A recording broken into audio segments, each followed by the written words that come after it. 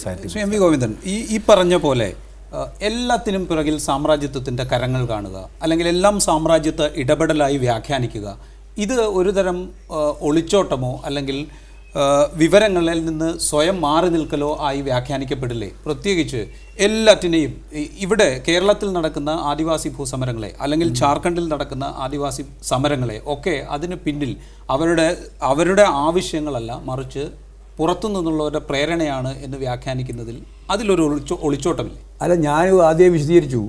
സ്വത്വബോധമുള്ള പട്ടികജാതി വിഭാഗത്തിൽ ഉൾപ്പെട്ട പുലയ വിഭാഗം ഇല്ല എന്ന് ഞാൻ പറഞ്ഞിട്ടില്ല. അവർ സംഘടിക്കേണ്ടതെന്ന് ഞാൻ പറഞ്ഞിട്ടില്ല.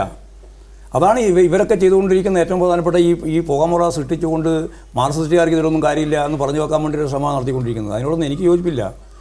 ഞങ്ങൾ ഈ പട്ടികവർഗ വിഭാഗത്തിൽ നല്ലപോലെ പ്രവർത്തിച്ചിട്ടുള്ള ഒരാളാണ് ഞാൻ.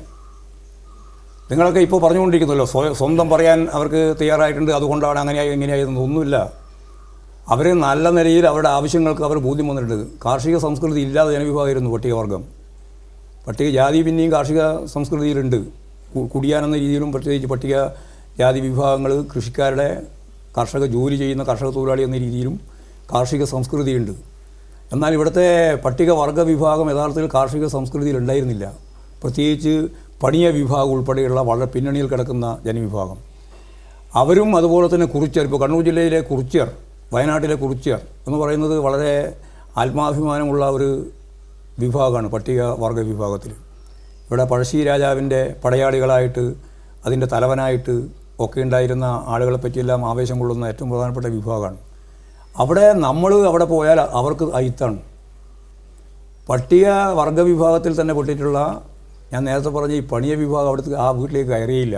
വീട് എന്നൊക്കെ പറയുന്നത് സങ്കല്പം പോലെയുള്ള വീട് തന്നെയാണ്. പക്ഷേ അങ്ങനെയുള്ള വിശ്വാസമാണ്, അന്ധവിശ്വാസം, അനാചാരങ്ങൾ ഒക്കെ ഉണ്ടായിരുന്നതാണ് ഈ ജനവിഭാഗത്തിന്. ഇതെല്ലാം ഒരു 10-15 കൊല്ലത്ത് ഞങ്ങളെല്ലാം കൺമുമ്പിലാണ് ഈ കാര്യങ്ങളൊക്കെ കൊഴിഞ്ഞു വീഴുന്നത് ഞങ്ങൾ കണ്ടത്. നിങ്ങൾ പറഞ്ഞ ഇവരിൽ ഓരോരുത്തരും ഇങ്ങോട്ട് സംഘടിതമായിട്ട് വന്നതൊന്നുമല്ല. ആ ജനവിഭാഗത്തിന് ബോധമുണ്ടായി. ആ ബോധം ഉണ്ടാക്കാനുള്ള നല്ല ശ്രമം നടത്തിയിട്ടുള്ള ആളുകളാണ് ഞങ്ങളൊക്കെ. കർഷക തൊഴിലാളി പ്രസ്ഥാനത്തിൻ്റെ ഭാഗമായിട്ട് നിന്നിട്ട് ആദിവാസികളെ സംഘടിപ്പിക്കാൻ വേണ്ടി AKS രൂപം കൊടുക്കുന്നതിന് വേണ്ടി AKS സംഘടിത പ്രവർത്തനം നടന്നു വന്നപ്പോൾ കാർഷിക സംസ്കൃതിയിലേക്ക് കടന്നു വരാത്തവർക്ക് ഞങ്ങൾക്ക് ഭൂമി വേണമെന്ന് പറഞ്ഞിട്ട് ആയിരക്കണക്കിന് ഈ പറയുന്ന ആദിവാസികൾ കൽത്തുറുങ്കിലേക്ക് പോയി. കണ്ണൂർ സെൻട്രൽ ജയിലിലേക്ക് വന്നിട്ട് വെറുതെ കണ്ണൂർ സെൻട്രൽ ജയിലിൽ വരികയല്ല ചെയ്തേ. അവർ ഞങ്ങൾക്ക് ഭൂമി വേണമെന്ന് പറഞ്ഞു. ഞങ്ങൾക്ക് ഭൂമി തന്നില്ല എങ്കിൽ ഞങ്ങൾ ഭൂമി കിട്ടുന്നതുവരെ സമരം നടത്തും. കേസെടുത്തു അവർക്കെതിരായിട്ട്. ആ കേസെടുത്തിട്ട് ജാമ്യം കൊടുക്കാൻ കൂട്ടാക്കുന്നില്ല. അവരെ നേരത്തെ തന്നെ അവർ പറഞ്ഞു ഞങ്ങൾ വേറെ ജാമ്യത്തിൽ ഇറങ്ങാൻ ഉദ്ദേശിക്കുന്നില്ല. AKS ആഭിമുഖ്യത്തിൽ നടത്തിയിട്ടുള്ള ആയിരക്കണക്കിന് ആളുകൾ പങ്കെടുത്ത ആലക്കോട് മേഖല, കണ്ണൂർ ജില്ലേൻ്റെ വിവിധ മേഖല, അതുപോലെ തന്നെ വയനാട് മേഖലയിലുള്ള ആയിരക്കണക്കിന് ആളുകളാണ് കണ്ണൂർ സെൻട്രൽ ജയിലിൽ വന്നത്. അവിടെയാണ് ഒരു സ്ത്രീ പ്രസവിക്കുകയും ആ കുട്ടി മരിക്കുകയും ഉൾപ്പെടെ ചെയ്യുന്ന സംഭവം ഉണ്ടായത്. എന്ന് പറഞ്ഞാൽ ഒരു സ്വത്വബോധത്തിൻ്റെ അപ്പുറം കടന്ന് വർഗബോധത്തിലേക്ക് അവർ വരികയാണ്. ആ വർഗബോധം വരുന്നത് നിങ്ങൾക്ക് ഇഷ്ടമല്ല. കാരണം നിങ്ങളെപ്പോഴും കുറിച്യറായിട്ടും അതുപോലെ തന്നെ പണിയറായിട്ടും ഈ പറയുന്ന ഓരോ വിഭാഗം കാണിയായിട്ടും അങ്ങനെ നിന്ന് പോകണം എന്നുള്ളതാണ് നിങ്ങളുടെ ധാരണ. നേരെ മറിച്ച് അവരെ എല്ലാം കൂട്ടിച്ചേർത്തുകൊണ്ട് അവരുടെ താല്പര്യം, അവരുടെ ഭൂമിയാണ് അവരുടെ ഏറ്റവും പ്രധാന പ്രശ്നം. അങ്ങനെ ഭൂമിക്ക് വേണ്ടി സമരം നടത്തിയപ്പോൾ അവിടെയാണല്ലോ ഏറ്റവും പ്രധാനപ്പെട്ട സംഭവങ്ങൾ ഉണ്ടായത്. വെടിവെപ്പ് ഉൾപ്പെടെ ഉണ്ടായ കാര്യം ഞാൻ പറയണ്ടല്ലോ UDFൻ്റെ ഭരണകാലത്ത്. അതിനെ പ്രതിരോധിച്ചുകൊണ്ട് ഈ കണ്ണൂർ കണ്ണൂർ SP ഓഫീസിന് മുമ്പിൽ സമരം നടത്തിയിട്ട് എന്നെയൊക്കെയാണ്, അന്ന് ഞാൻ MLA ആയിരുന്നു, എന്നെയൊക്കെ അടിച്ച് ശരിയാക്കിയത്. ഞങ്ങൾ ഉൾപ്പെടെ MPമാരെ MLAമാരെ അപ്പോൾ ഒരു പോയിനെ പറഞ്ഞു തീർത്തിട്ടെ. അതിൽ ഞാൻ പറഞ്ഞു വരുന്നത് എന്താ പറഞ്ഞാൽ, ആദിവാസി സ്വയം സംഘടിതമായിട്ട് മുന്നോട്ടേക്ക് വന്നതല്ല, ആദിവാസിക്ക് ബോധം ഉണ്ടാക്കുന്നതിന് വേണ്ടിയുള്ള ഫലപ്രദമായ ഇടപെടൽ നടത്തിയിട്ടുണ്ട്. ആ ഇടപെടലിൻ്റെ ഭാഗമായിട്ട് അവർക്ക് മനസ്സിലായിട്ടുണ്ട്. അവർ വർഗപ്രസ്ഥാനത്തിൻ്റെ ഒപ്പം നിന്നിട്ടുണ്ട്. AKS എന്ന് പറയുന്ന ഈ പിന്നോക്കാവസ്ഥ പരിഹരിക്കാൻ വേണ്ടിയുള്ള പ്രവർത്തനത്തിൻ്റെ മുമ്പന്തിൽ അവർ വന്നിട്ടുണ്ട്. അതിൻ്റെ ഭാഗമായിട്ട് അവർക്ക് ആയിരക്കണക്കിന് ഏക്കർ ഭൂമി സ്വന്തമായിട്ട് കിട്ടിയിട്ടുണ്ട്. അവശ വിഭാഗങ്ങളിൽ അല്ലെങ്കിൽ സാമൂഹികമായി പിന്നാക്കം നിൽക്കുന്ന വിഭാഗങ്ങളിൽ വിദ്യാഭ്യാസപരമായും സാമൂഹികമായും മാറ്റങ്ങൾ വരുത്തുന്നതിന് വേണ്ടി കേരളത്തിലെ കമ്മ്യൂണിസ്റ്റ് പ്രസ്ഥാനം അല്ലെങ്കിൽ ഇടതുപക്ഷ പ്രസ്ഥാനം മുൻകാലങ്ങളിൽ പ്രവർത്തിച്ചിട്ടുണ്ട് എന്നതിൽ തർക്കമുണ്ടാകാനിടയില്ല. അതിൻ്റെ കൂടെ ഭാഗമായിട്ടാണ് ഈ പറയുന്ന വിധത്തിൽ സ്വത്വബോധവും അല്ലെങ്കിൽ അവകാശബോധവും ഉണർന്നു വന്നത് എന്ന MV ഗോവിന്ദൻ്റെ വാദത്തിൽ അല്പം കഴമ്പില്ലേ? ഞാൻ കേരളത്തിലെ ഇടതുപക്ഷ പ്രസ്ഥാനം കേരളത്തിലെ ആദിവാസികൾക്കിടയിലോ ദളിതർക്കിടയിലോ ദരിദ്ര മനുഷ്യർക്കിടയിലോ പ്രവർത്തിച്ചിട്ടില്ല എന്ന യാതൊരു അഭിപ്രായമുള്ള ഒരാളല്ല, മറിച്ച് പ്രവർത്തിച്ചിട്ടുണ്ട് എന്നറിയാവുന്ന ഒരാളാണ്. പ്രശ്നം അതല്ല. കേരളത്തിലെ ആദിവാസികൾക്കിടയിൽ ദീർഘകാലമായി പ്രവർത്തിച്ചിട്ടുണ്ട് കമ്മ്യൂണിസ്റ്റ് പാർട്ടി. പക്ഷേ 2000 കൂടി മാത്രമാണ് ആദിവാസികൾ ഭൂമിയെ ഒരു മുഖ്യ അജണ്ടയാക്കിക്കൊണ്ടൊരു മൂവ്മെൻറ്റിലേക്ക് വരുന്നത്. ഇത് കേരളത്തിൻ്റെ ചരിത്രത്തിൽ ആദ്യമായി കേരളത്തിലെ ഗവൺമെൻറ്റുമായി ആദിവാസികൾക്ക് ഭൂമി നൽകാനുള്ള ഒരു കരാറിൽ ഒപ്പുവെക്കുന്നത് ആദിവാസി നേതൃത്വമാണ്. ഇത് ചരിത്രമാണ് കേരളത്തിൽ. ഇതിൻ്റെ ഈ വർഗരാഷ്ട്രീയത്തിൻ്റെ നടത്തിപ്പിൽ, കേരളത്തിലെ നടത്തിപ്പിൽ വലിയ നഷ്ടമുണ്ടായൊരു വിഭാഗമാണ് കേരളത്തിലെ ആദിവാസികളും ദളിതരും എന്നതാണ് ഈ സ്വത്വ രാഷ്ട്രീയം മുന്നോട്ട് വെക്കുന്ന മർമ്മപ്രധാനമായ വിമർശനം. ഒരു പ്രധാനപ്പെട്ട സംഗതി, ഇന്നിപ്പോൾ 1.25 വർഷത്തിനിടയ്ക്ക് അട്ടപ്പാടിയിൽ 48ഓളം കുട്ടികൾ മരിക്കുകയുണ്ടായി, ആദിവാസി കുട്ടികൾ. CPIM അയച്ച ഇക്ബാൽ കമ്മിറ്റി, ഡോക്ടർ ഇക്ബാലിൻ്റെ നേതൃത്വമുള്ള കമ്മിറ്റി പുറപ്പെടുവിച്ച പ്രസ്താവന അവിടെ വംശഹത്യയാണ് നടക്കുന്നതെന്നാണ്. നമ്മൾ അറിയേണ്ട ഒരു കാര്യം, 56-ൽ കേരളം ഉണ്ടായതാണ്.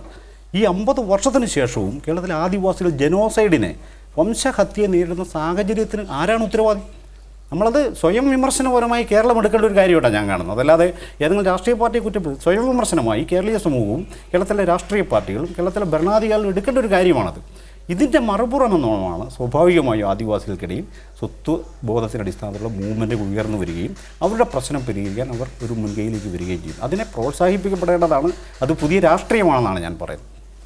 എം വി ഗോവിന്ദൻ, ഈ പറയുന്നത്, അതായത് ആദിവാസികൾക്കിടയിൽ പ്രവർത്തിച്ചിരുന്നു, ആദിവാസികൾക്കിടയിൽ സംഘടന ഉണ്ടാക്കി അവർക്ക് ഭൂമി ലഭ്യമാക്കാൻ ശ്രമിച്ചു, മറ്റ് സാമൂഹികമായ ഉന്നമനങ്ങൾക്ക് വേണ്ടിയുള്ള ശ്രമങ്ങൾ നടത്തി, ഇതൊക്കെ വസ്തുതയാണ്. പക്ഷേ അടിസ്ഥാന യാഥാർത്ഥ്യങ്ങൾ അവിടെ നിൽക്കുന്നുണ്ട്. ഇപ്പോഴും ആദിവാസികളിൽ ഭൂരിഭാഗവും ഭൂരഹിതരായി തുടരുന്നു. ഇപ്പോഴും അവിടെ പട്ടിണി മരണങ്ങളുണ്ട്. കഴിഞ്ഞ CAG റിപ്പോർട്ടിൻ്റെ അടിസ്ഥാനത്തിലാണ് ഞാൻ പറയുന്നത്. 2001 ഉണ്ടാക്കിയ കരാർ അനുസരിച്ച് 17,000 ചില്ലറ കുടുംബങ്ങൾക്ക് ഭൂമിയും വീടും വെച്ചു കൊടുക്കാൻ ധാരണയായിരുന്നു. അതിൽ 6,777 കുടുംബങ്ങൾക്ക് മാത്രമേ കൊടുത്തിട്ടുള്ളൂ എന്ന CAGയുടെ റിപ്പോർട്ട് 2012 മാർച്ച് അവസാനത്തിലേതാണ്. അതിൻ്റെ അടിസ്ഥാനത്തിലാണ് പറയുന്നത്. അപ്പോൾ ഭൂരഹിതരായി തുടരുന്നവരുണ്ട്, സാമൂഹ്യമായി പിന്നോക്കം നിൽക്കുന്നവരുണ്ട്, വിദ്യാഭ്യാസപരമായി പിന്നോക്കം നിൽക്കുന്നവരുണ്ട്, പോഷകാഹാരം കൃത്യമായി കിട്ടാത്തവരുണ്ട്. ഈ അവസ്ഥ നിലനിൽക്കുന്നു. ആ ഒരു സാഹചര്യത്തിൽ വർഗരാഷ്ട്രീയത്തിലേക്ക് അവരെ കൊണ്ടുവരാൻ നടത്തിയ ശ്രമങ്ങളെ അതിജീവിച്ച് അവർ ഒരു സ്വത്വരാഷ്ട്രീയത്തിൻ്റെ അടിസ്ഥാനത്തിൽ തങ്ങളുടെ അവകാശങ്ങൾക്ക് വേണ്ടി അവർ ഒറ്റയ്ക്ക് സംഘടിക്കാൻ ശ്രമിച്ചാൽ അതിനെ സ്വത്വരാഷ്ട്രീയം എന്നുള്ള നിലയിൽ മാറ്റി നിർത്തുന്നതിൽ അർത്ഥമുണ്ടോ? അല്ല, ഞാനതിൻ്റെ കൃത്യമായ അഭിപ്രായം പറഞ്ഞു. അതായത് പട്ടികജാതി വിഭാഗത്തിൽപ്പെട്ട നിരവധി ജാതിക്കാർ, പട്ടികവർഗം എന്ന് പറയുന്നത് ഗോത്ര വിഭാഗങ്ങൾ, ഈ 2 മേഖലയിലും നിരവധി പിന്നോക്കാവസ്ഥയുണ്ട്. ആ പിന്നോക്കാവസ്ഥയെല്ലാം വർഗപരമായ ഉള്ളടക്കത്തോട് മാത്രമേ കൈകാര്യം ചെയ്ത് പരിഹരിക്കാനാവുള്ളൂ എന്ന് CPMൻ്റെ നേരെയോ അല്ലെങ്കിൽ ഇടതുപക്ഷത്തിൻ്റെ നേരെയോ ഉന്നയിക്കുന്ന ആരോപണം തെറ്റി. കാരണം സ്വത്വ പ്രശ്നമുണ്ടെന്നുള്ള വസ്തുതയാണ്. ആ സ്വത്വ പ്രശ്നം പരിഹരിക്കാൻ ആവശ്യമായ രീതി എന്ന് പറഞ്ഞാൽ സമൂഹത്തിലെ മറ്റിതര ജനവിഭാഗങ്ങൾക്കൊപ്പം അവരെയും കൊണ്ടുവരാൻ എന്ന് പറഞ്ഞാൽ ജാതീയമായ ചൂഷണം, സാമുദായികമായ പിന്നോക്കാവസ്ഥ, ഈ രണ്ടും പരിഹരിക്കുന്നതിന് വേണ്ടി സ്വത്വ പ്രശ്നത്തിൽ ഇടപെടുക വേണം. ആ ഇടപെടുന്നതിൽ ഞങ്ങൾക്ക് യാതൊരു തർക്കമില്ല. ആ ജനവിഭാഗത്തിൻ്റെ ഈ പിന്നോക്കാവസ്ഥ പരിഹരിച്ച് സമൂഹത്തിൻ്റെ പൊതുധാരയിലേക്ക് എത്തിക്കുന്നതിന് വേണ്ടിയുള്ള ഫലപ്രദമായ ഇടപെടൽ വേണം. അതിന് എല്ലാറ്റിനും ഈ കഴുങ്ങിനും തെങ്ങിനും എല്ലാം ഒരേ തള എന്ന രീതിയിൽ എല്ലാറ്റിനും വർഗപരമായ കാഴ്ചപ്പാടാണ് കൈകാര്യം ചെയ്യേണ്ടത് എന്ന് പറയുന്നത് CPMൻ്റെ മേലെ ഉന്നയിക്കുകയാണ് ഇവരൊക്കെ. ഞങ്ങൾക്ക് അതിന് അഭിപ്രായമില്ല. എല്ലാ കാര്യത്തിലും വർഗപരമായ മാത്രം ഇടപെടുന്ന ഒരു രീതി അല്ല അങ്ങനെ കൈകാര്യം ചെയ്യാൻ പറ്റില്ല. അതാ ഞാൻ പറഞ്ഞത്, ഇവരെ പിന്നോക്കാവസ്ഥയുണ്ട്. ഈ പിന്നോക്കാവസ്ഥ, ജാതീയമായ ചൂഷണം, അതുപോലെ തന്നെ അടിച്ചമർത്തൽ, സാമുദായികമായ പിന്നോക്കാവസ്ഥ, ഇതൊക്കെ പരിഹരിക്കുന്നതിനും പൊതുസമൂഹത്തിൻ്റെ ഒപ്പം ഇവരെ കൊണ്ടുവരുന്നതിനും വേണ്ടിയുള്ള സ്വത്വത്തിൻ്റെ പ്രശ്നത്തിൽ ഫലപ്രദമായി ഇടപെടണം. അങ്ങനെ ഫലപ്രദമായി ഇടപെടുന്നതിന് വേണ്ടി നമുക്ക് നമ്മുടെ അനുഭവത്തിൻ്റെ വെളിച്ചത്തിൽ പട്ടികവർഗത്തിൽ ഇടപെട്ടപ്പോൾ ഗുണമുണ്ടായിട്ടുണ്ട്. ആ ജനസമൂഹത്തിന് നല്ല മുന്നോക്കം വരാൻ സാധിച്ചിട്ടുണ്ട്. അവരുടെ കഴിവ് ശക്തിയായിട്ട് വികസിപ്പിക്കാൻ നമുക്ക് സാധിച്ചിട്ടുണ്ട്. നമുക്കെന്ന് പറഞ്ഞാൽ അവർക്ക് തന്നെ സാധിച്ചിട്ടുണ്ട്. അവർ തന്നെ നല്ല മുൻകൈയോട് വന്നിട്ടുണ്ട്. ആ മുൻകൈ വന്നിട്ടുള്ളത് ഈ സ്വത്വ രാഷ്ട്രീയത്തെ അടിസ്ഥാനപ്പെടുത്തിയിട്ടാണെന്ന് പറയുന്നത് എനിക്ക് യോജിപ്പില്ല. ഞങ്ങളിതിലെ ഒറ്റ കാണുന്നേ ഉള്ളൂ. സ്വത്വ രാഷ്ട്രീയം ഭരണവർഗത്തിൻ്റെ സാമ്രാജ്യത്വത്തിൻ്റെ ഒരു ഉപകരണമാണ്. അതിനു പകരം സ്വത്വ പ്രശ്നത്തിൽ ഇടപെട്ട് വർഗബോധത്തിലേക്ക് അവരെ നയിക്കണം. സ്വത്വ പ്രശ്നത്തിൻ്റെ അകത്ത് കമ്മ്യൂണിസ്റ്റുകാർ ഇടപെടാതിരിക്കുന്നു എന്ന് പറയുന്നത് തെറ്റ്. കമ്മ്യൂണിസ്റ്റുകാർ ഇടപെട്ട് സ്വത്വ രാഷ്ട്രീയത്തിലേക്ക് നയിച്ചു കൊടുക്കും എന്നുള്ളതിനോട് ഞങ്ങൾക്ക് യോജിപ്പുമില്ല. സ്വത്വ രാഷ്ട്രീയം എന്ന് പറയുന്നത് സാമ്രാജ്യത്വ ഉപകരണമാണ്. അത് ഇവിടെ ആയാലതെ, ഇന്ത്യയുടെ വിവിധ മേഖലയിലായാലതെ, ലോകത്ത് എവിടെ എടുത്ത് പരിശോധിച്ചാലും അതിന് അവരാണത് ഉപയോഗിക്കുന്നത്. ശ്രീ സണ്ണി, എല്ലാ പ്രശ്നങ്ങളെയും വർഗപരമായി തന്നെ വിശകലനം ചെയ്ത് പരിഹാരം കാണുക എന്ന കടുംപിടുത്തം അവർക്കില്ല. സ്വാഭാവികമായിട്ടും പട്ടികജാതിക്കാരുടെയും പട്ടികവർഗക്കാരുടെയും ഇതര സാമുദായിക വിഭാഗങ്ങളുടെയും സവിശേഷ പ്രശ്നങ്ങളെ പ്രത്യേകമായി തന്നെ അഭിമുഖീകരിക്കണം എന്ന നിലപാട് അവർ സ്വീകരിക്കുന്നു. അതിനോട് യോജിക്കാൻ കഴിയുമോ? ഇത് വർഗബാഹ്യമായ ചില പ്രശ്നങ്ങളുണ്ട് എന്ന് ദീർഘകാലത്തെ പ്രവർത്തനത്തിന് ശേഷമെങ്കിലും കമ്മ്യൂണിസ്റ്റ് പാർട്ടി അത് അക്സെപ്റ്റ് ചെയ്യുകയും ദളിതർക്ക് ആദിവാസികൾക്കൊക്കെ പ്രത്യേക സംഘടന ഉണ്ടാക്കുകയും ചെയ്തിട്ടുണ്ട്. ഇടപെടാൻ അവർ സന്നദ്ധരായിട്ടുണ്ട്. അത് പാർട്ടിയുടെ തീരുമാനമാണ്, അത് നടക്കട്ടെ. പ്രശ്നം സ്വത്ത് രാഷ്ട്രീയവുമായി ബന്ധപ്പെട്ട മർമ്മപ്രധാനമായൊരു കാര്യമുണ്ട്.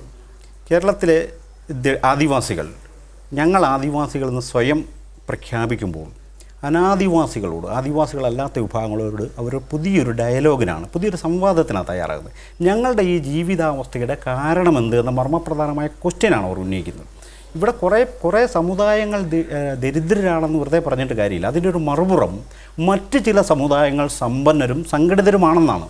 ഇതുകൂടി നമുക്ക് ഒരേ സമയം കാണാൻ കഴിഞ്ഞില്ലെങ്കിൽ ഈ പ്രശ്നത്തിന് പരിഹാരം ഉണ്ടാകത്തില്ല. ഇവിടെ ആദിവാസികൾ 90% പേരും പരമദരിദ്രരാണ്.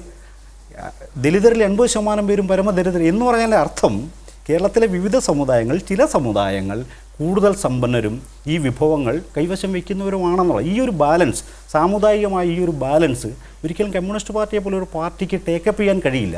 മറിച്ച് സ്വത്ത് രാഷ്ട്രീയം ഈ ഒരു സാമുദായിക ബാലൻസിനെയാണ് കേരളത്തിലെ വിവിധ ദളിതരും ആദിവാസികളും മാത്രമല്ല, കേരളത്തിലെ സിറിയൻ ക്രിസ്ത്യൻ, കേരളത്തിലെ നായന്മാർ, കേരളത്തിലെ ഈഴവരടക്കമുള്ള കേരളത്തിലെ സർവ്വ സമുദായങ്ങളുടെയും സാമുദായികമായ ഒരു നീതി കേരളത്തിൽ ലഭ്യമാക്കണം എന്നുള്ളതാണ് അതിൻ്റെ പ്രൈമറി ആയ ഒരു ആർഗ്യുമെൻ്റ് എന്ന് പറയുന്നത്. ഇത് ഒരിക്കലും ഒരു വർഗരാഷ്ട്രീയത്തിന് മുന്നോട്ട് വയ്ക്കാൻ കഴിയുന്ന കാര്യമേ അല്ല. അതുകൊണ്ടാണ് കമ്മ്യൂണിസ്റ്റ് പാർട്ടിക്ക് ഈ പുതിയതായി ഉയർന്നു വരുന്ന ഈ രാഷ്ട്രീയ പ്രശ്നത്തിൽ കാര്യമായി ഒന്നും ചെയ്യാനില്ല. അതുകൊണ്ട് തന്നെ ആദിവാസികൾക്കിടയിൽ സുശക്തമായ മൂവ്മെൻറ്റ് രൂപപ്പെട്ടപ്പോൾ ആദിവാസി ക്ഷേമ സമിതിയും, ദളിതർക്കിടയിൽ അതിശക്തമായ സാമുദായിക ഉണർവ് രൂപപ്പെട്ടപ്പോൾ പട്ടികജാതി ക്ഷേമ സമിതിയൊക്കെ രൂപപ്പെടുന്നതിൻ്റെ കാര്യം അതാണ്. ഇത് വളരെ സ്വാഭാവികമായും ഓപ്പണായും നടന്നൊരു കാര്യമാണെന്ന് ഞാൻ വിചാരിക്കുന്നില്ല. മറിച്ച് കേരളത്തിലെ ദളിത് സമുദായത്തിനകത്ത് ഉയർന്നു സാമുദായിക ബോധം തന്നെയാണ് മാർക്സിസ്റ്റ് പാർട്ടിയെക്കൊണ്ട് പട്ടികജാതി ക്ഷേമ സമിതി ഉണ്ടാകാൻ പ്രേരിപ്പിച്ചത് എന്നതാണ് എൻ്റെ യാഥാർത്ഥ്യം. Shri M V Govindan, Sunny M Kapikkad. ചർച്ച തുടരും. സ്വത്ത് രാഷ്ട്രീയത്തിൻ്റെ പ്രായോഗിക സമീപനങ്ങളെക്കുറിച്ചുള്ള സംവാദവുമായി അടുത്ത ആഴ്ച ഹോട്ട് ടോക്ക് വീണ്ടും കാണാം.